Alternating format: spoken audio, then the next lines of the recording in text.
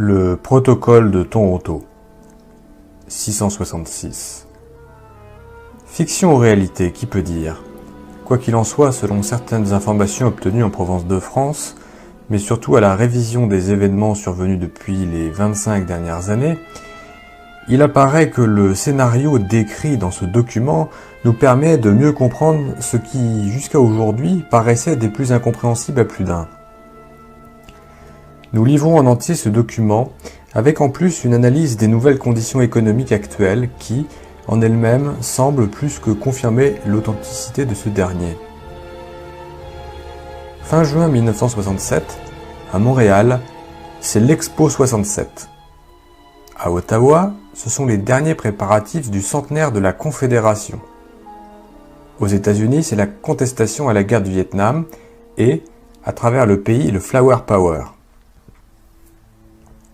Nous sommes près des événements de mai 68 en France, de l'explosion du nationalisme au Québec, du festival Woodstock aux États-Unis. Mais en même temps, cette fin juin de 1967 marque les derniers préparatifs de la mise au point du plan de la chute des nations. Chute des nations prévue par les hautes instances de la franc-maçonnerie anglo-saxonne à Toronto, Canada. Cette réunion secrète, hautement confidentielle, est organisée par les 666, c'est ainsi qu'ils se nomment eux-mêmes, c'est-à-dire ceux qui dirigent les 6 plus grandes banques mondiales, les 6 plus grands consortiums énergétiques de la planète, dont le pétrole fait partie, et les 6 plus grands consortiums de l'agroalimentaire, dont fait partie le contrôle des principales routes alimentaires du monde.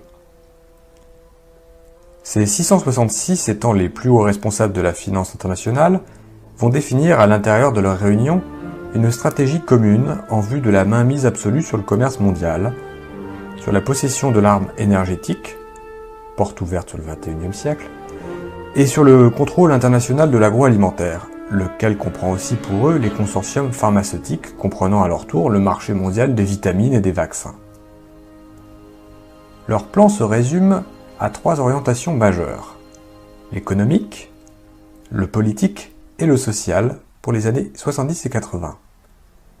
S'il est réussi, le plan doit irrémédiablement déboucher sur la prise du pouvoir mondial par la mise en place du Nouvel Ordre mondial, le même dont le président américain George Bush fera tant la promotion au début des années 70. Titre du document des 666. Panem et circenses, du pain et des jeux du cirque. But du projet mondialiste, le génocide du vital au profit du rentable occulte.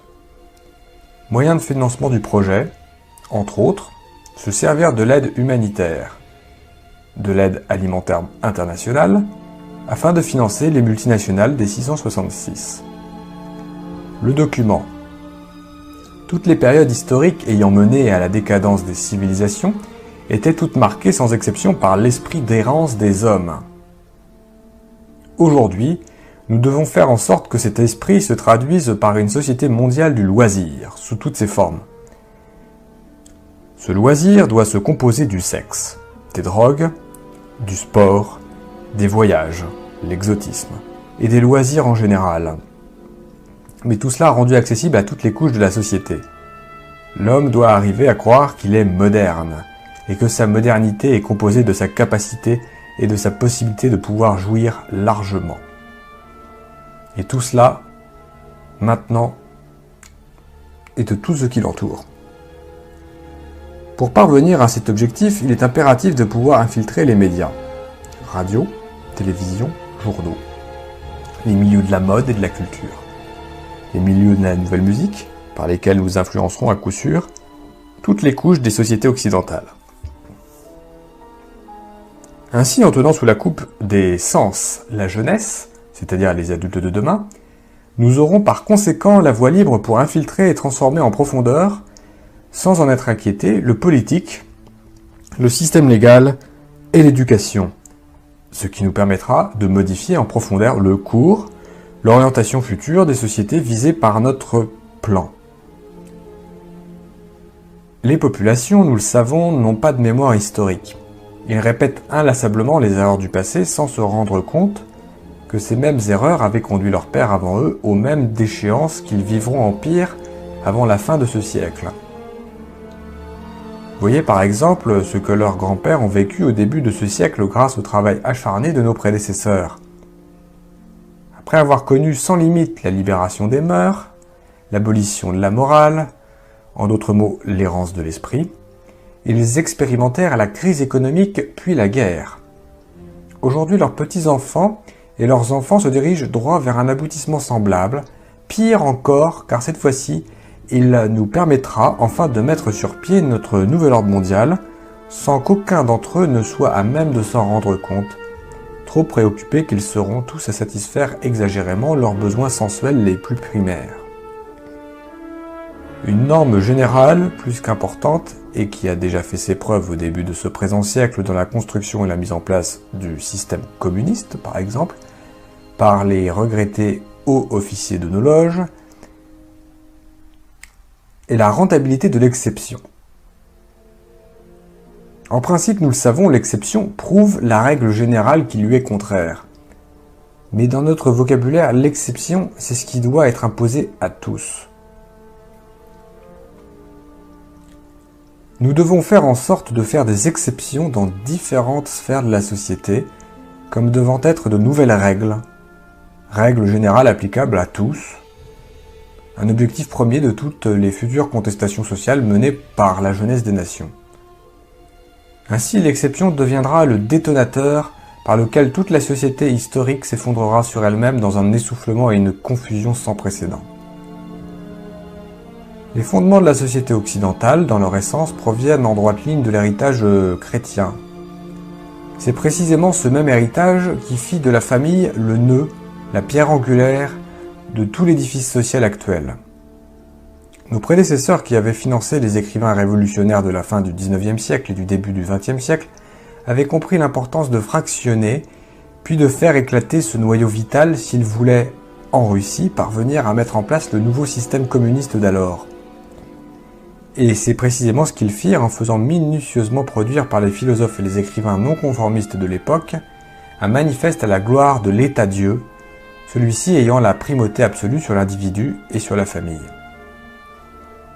Pour aboutir avec certitude à la construction d'un gouvernement mondial, un nouvel ordre mondial communautaire, où tous les individus sans exception seront soumis à l'état mondial de l'ordre nouveau.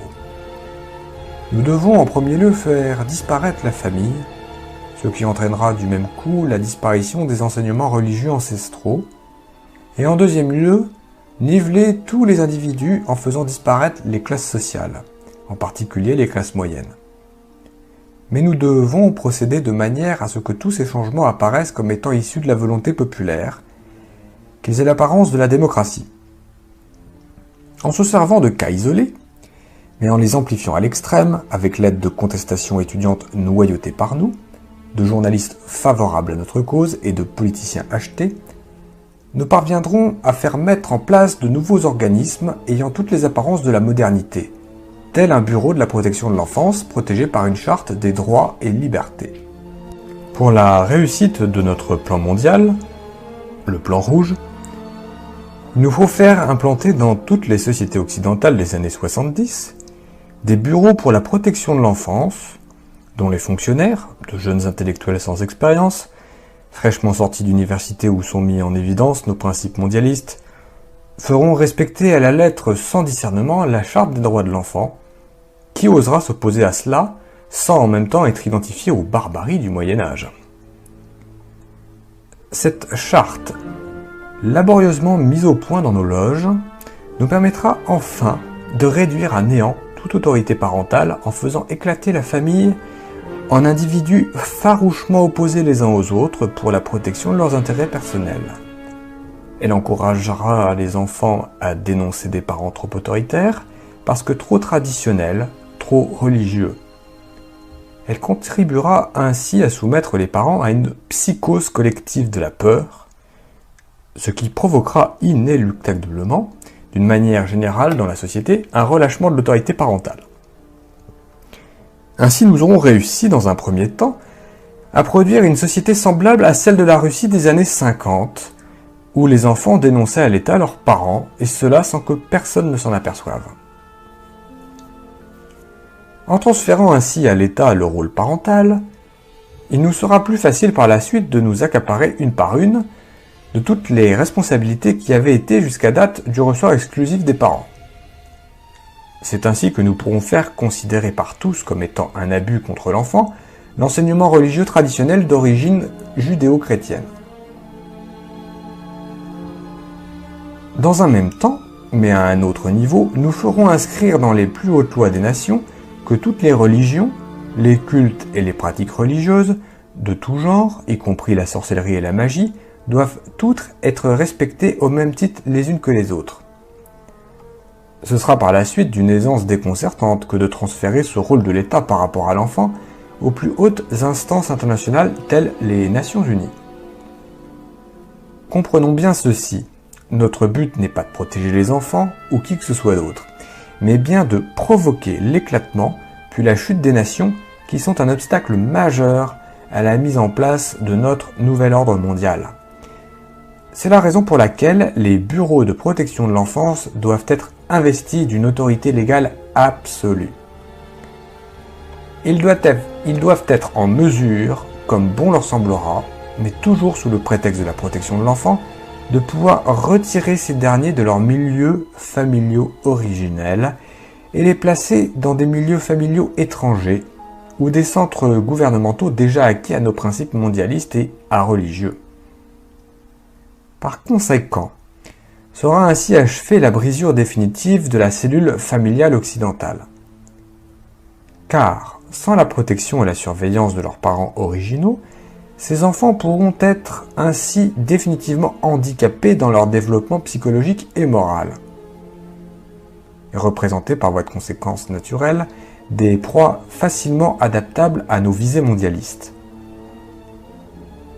Pour la réussite assurée d'une telle entreprise, il est primordial que les fonctionnaires travaillant dans ces bureaux au service de l'État soient jeunes, sans expérience passée, imbus de théories que nous savons vides et sans efficacité, et surtout soient obsédés par l'esprit missionnaire de grands protecteurs de l'enfance menacée.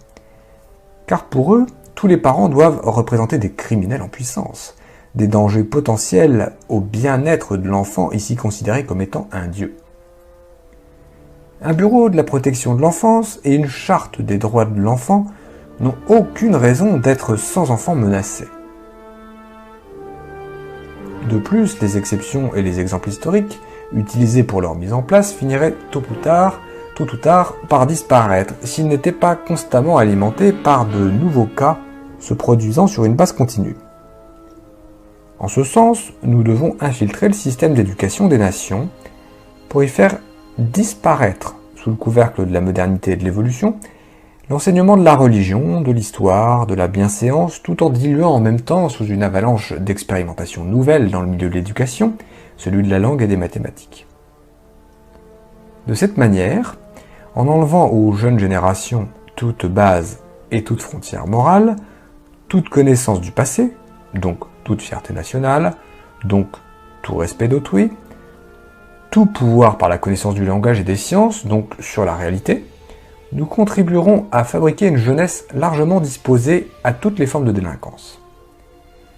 Dans ce nouvel univers morcelé par la peur, les parents et leur abandon de toute responsabilité face à leur enfant, nous aurons la voie libre pour former à notre manière et selon nos objectifs premiers, une jeunesse où l'arrogance, le mépris, l'humiliation d'autrui seront considérés comme étant les nouvelles bases de l'affirmation de soi et de la liberté.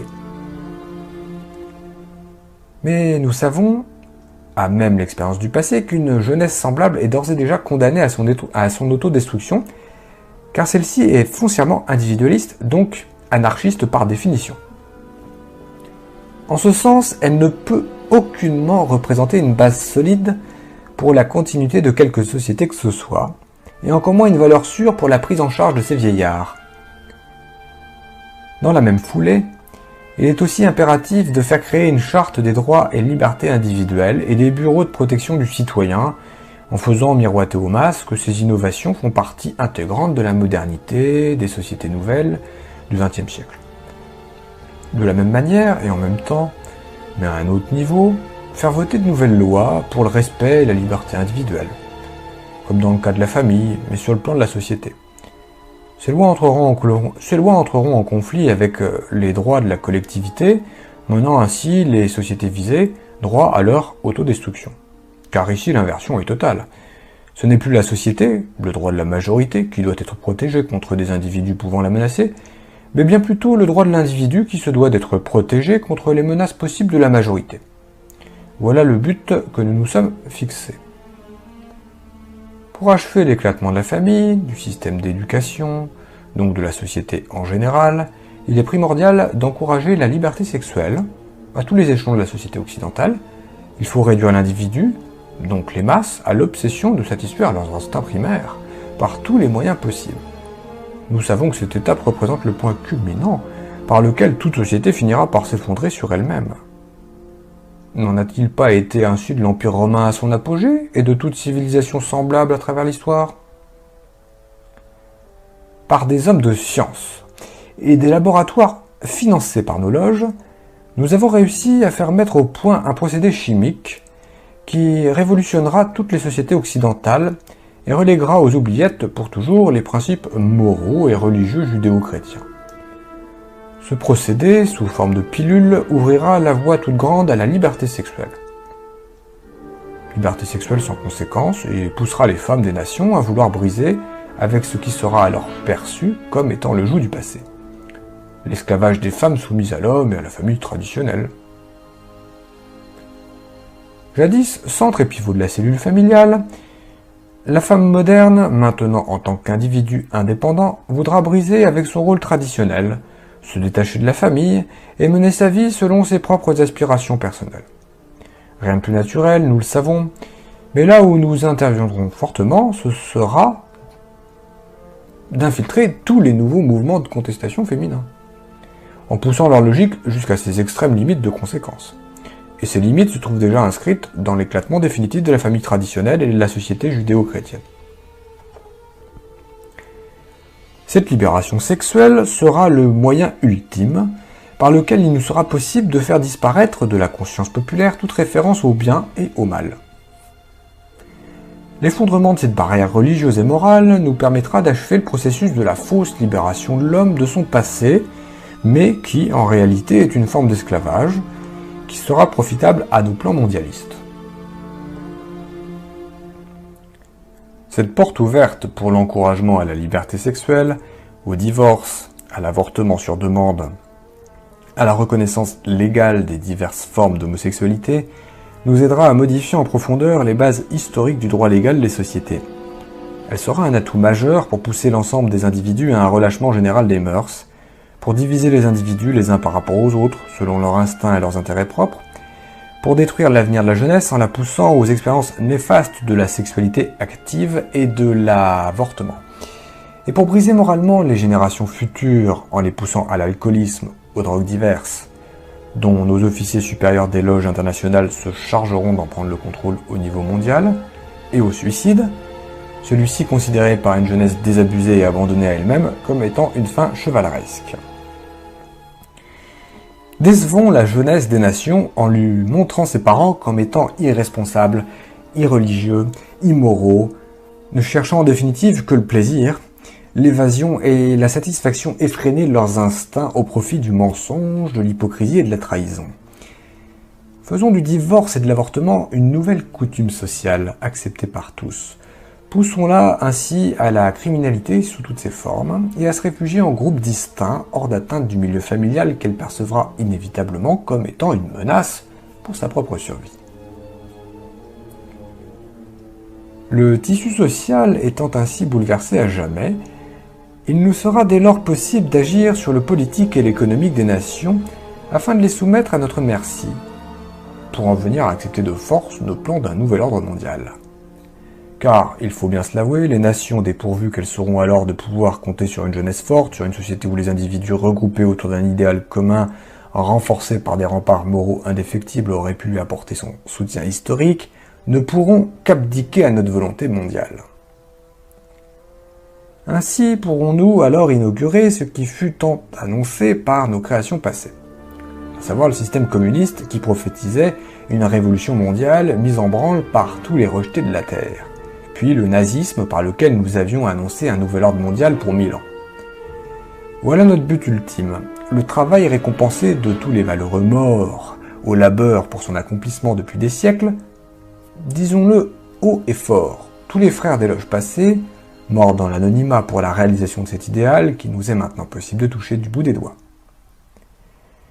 Il est bien reconnu par tous que l'homme, une fois après avoir assuré ses besoins primaires, nourriture, habillement et gîte, est beaucoup plus enclin à être moins vigilant. Permettons-lui d'endormir sa conscience tout en orientant à notre guise de son esprit, en lui créant de pures pièces des conditions économiques favorables.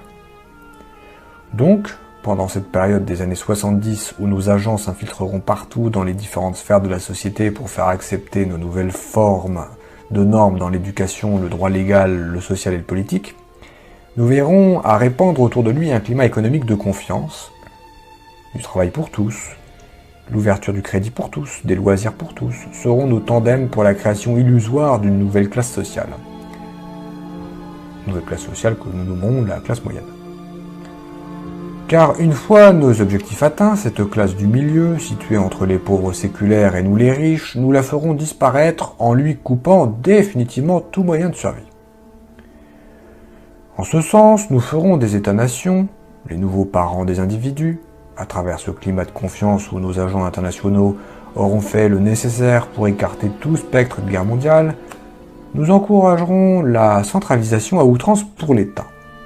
De cette manière, les individus pourront acquérir l'impression d'une liberté totale à explorer, pendant que le fardeau légendaire des responsabilités personnelles sera transféré à l'État. C'est ainsi qu'il nous sera possible de faire augmenter d'une manière vertigineuse le fardeau de l'État, en multipliant sans limite aucune la masse des fonctionnaires intellectuels. Assurés pour des années à l'avance d'une sécurité matérielle, ceux-ci seront par conséquent de parfaits exécutants du pouvoir gouvernemental, en d'autres termes, de notre pouvoir. Créer ainsi une masse impressionnante de fonctionnaires qui à elle seule formera un gouvernement dans le gouvernement, quel que soit le parti politique qui sera alors au pouvoir. Cette machine anonyme pourra nous servir un jour de levier lorsque le moment sera venu pour accélérer l'effondrement économique des États-nations, car ceux-ci ne pourront pas indéfiniment supporter une telle masse salariale sans devoir s'endetter au-delà de leurs moyens.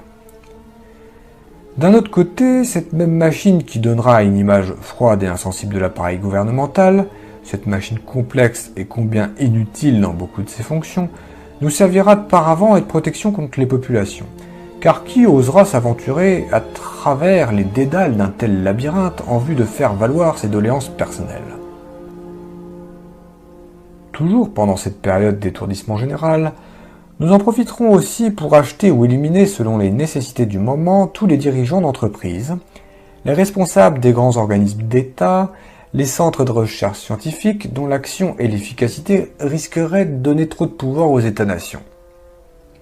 Il ne faut absolument pas que l'État devienne une force indépendante en elle-même qui risquerait de nous échapper et de mettre en danger nos plans ancestraux. Nous veillerons aussi à avoir une mainmise absolue sur toutes les structures supranationales des nations. Ces organismes internationaux doivent être placés sous notre juridiction absolue. Dans le même sens, et pour garantir la rentabilité de notre influence auprès des populations, nous devrons contrôler tous les médias d'information. Nos banques verront donc à ne financer que ceux qui nous sont favorables, tandis qu'elles superviseront la fermeture des plus récalcitrants. Cela devrait en principe passer presque inaperçu dans la population. Elles seront tellement absorbées par leurs besoins de faire plus d'argent et de se divertir.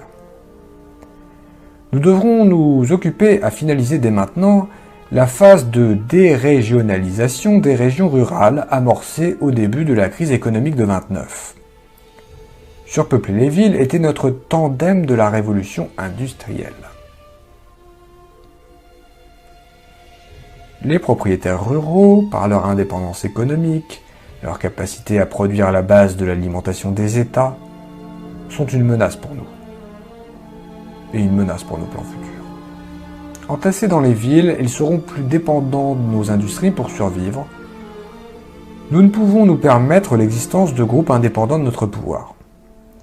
Donc, éliminons les propriétaires terriens, en faisant d'eux des esclaves obéissants des industries étant sous notre contrôle. Quant aux autres, permettons-leur de s'organiser en coopératives agricoles que nos agents infiltreront pour mieux les orienter selon nos priorités futures.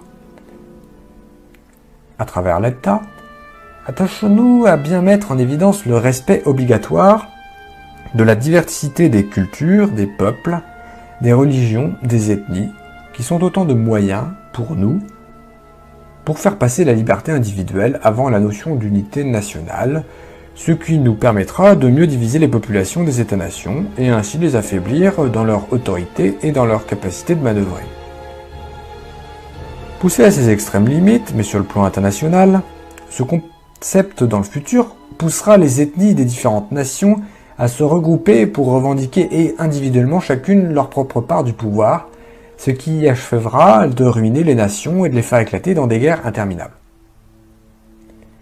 Lorsque les États-nations seront ainsi affaiblis par autant de luttes intestines, toutes fondées sur la reconnaissance des droits des minorités à leur indépendance, que les nationalistes divisés en différentes factions culturelles et religieuses s'opposeront aveuglément dans des luttes sans issue, que la jeunesse aura totalement perdu contact avec ses racines, alors nous pourrons nous servir des Nations Unies pour commencer à imposer notre nouvel ordre mondial.